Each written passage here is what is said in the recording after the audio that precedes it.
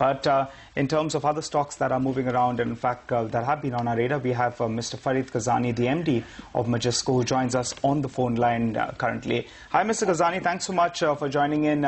We wanted a quick update on what's going on in terms of Majesco.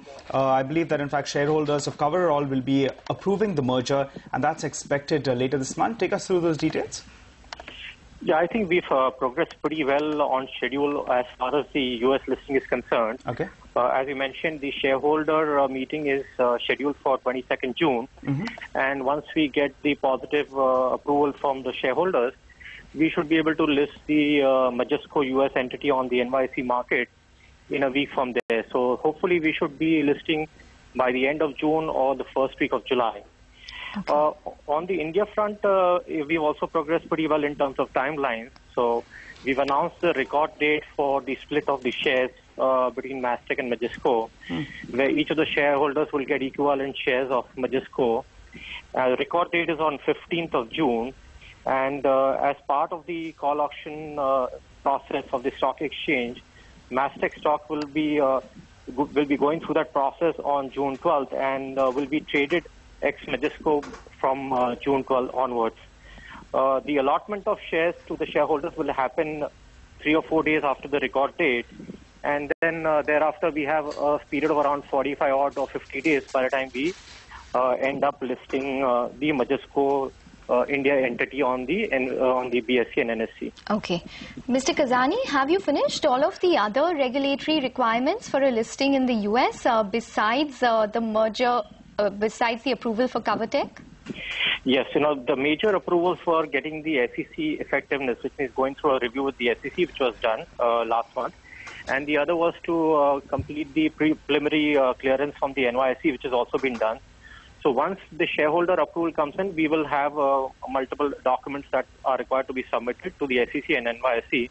And we will have to comply with certain conditions that are there for listing on the NYSE.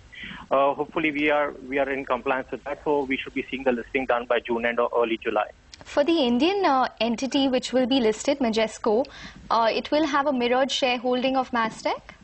That's right. You will have equivalent shareholders between Mastek and Majesco based on shareholders who are on the register as of 15th of June.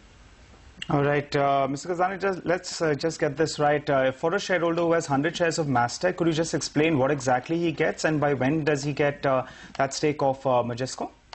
Yeah, a shareholder who owns 100 shares of Mastek will also get 100 shares of Majesco. Okay. And while Mastek will continue to be listed, albeit at an ex-Majesco price post June 12th, once the Majesco stock gets listed, and we are expecting that to happen around 45 to 60 days from now, he will hold 100 shares, which he'll be able to trade once the stock gets listed.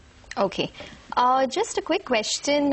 So, we have your pro forma financials of the two companies, which is Mastek and Majesco for FY15. If I look at the Majesco numbers, your operating revenue actually saw a little bit of a downtick on a year-on-year basis, and so did your EBITDA margins. What's the outlook going forward for Majesco in FY16? What would numbers look like and growth, and where would it come from? Well, this year the investment on the product development side has been higher. Secondly, we have spent on the restructuring and on the listing and other expenses, which is why the margins are much lower than last year. We do expect pretty good growth to happen in the coming year, especially with the addition of the two acquired entities, which is a business that we acquired from Agile Technologies and Coverall Technologies, which also then merges into this. From a margin perspective, the business is looking good, but we do need to invest in our business in North America.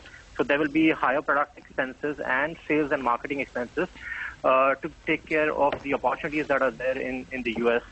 So while the long-term business model looks pretty sound and solid, there will obviously be investments in the initial year.